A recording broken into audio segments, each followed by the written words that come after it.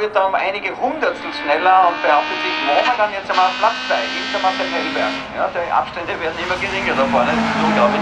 Toyota Corolla, pilotiert von Michael Stasser.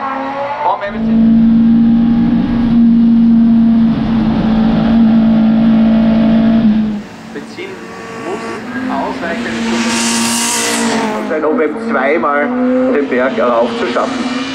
Ja, dazu kommt noch die Restmenge für eine eventuelle Spritprobe.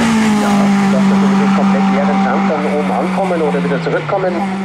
Muss also gegebenenfalls muss der Restmenge da sein.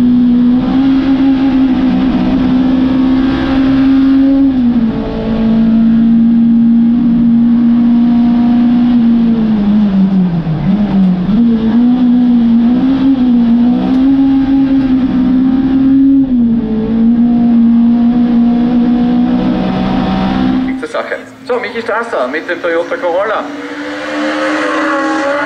Jetzt losgelassen. Dahinter Thomas mit dem Bergrallye.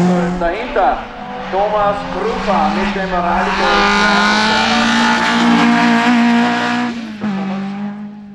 Ja, der Mann da.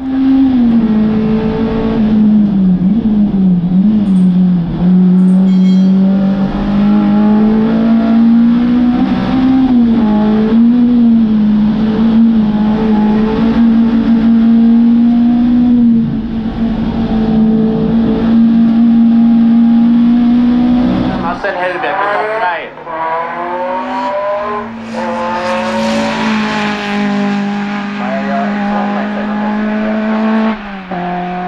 Momentan die zweite Zeit. So, Karl-Heinz Schaub.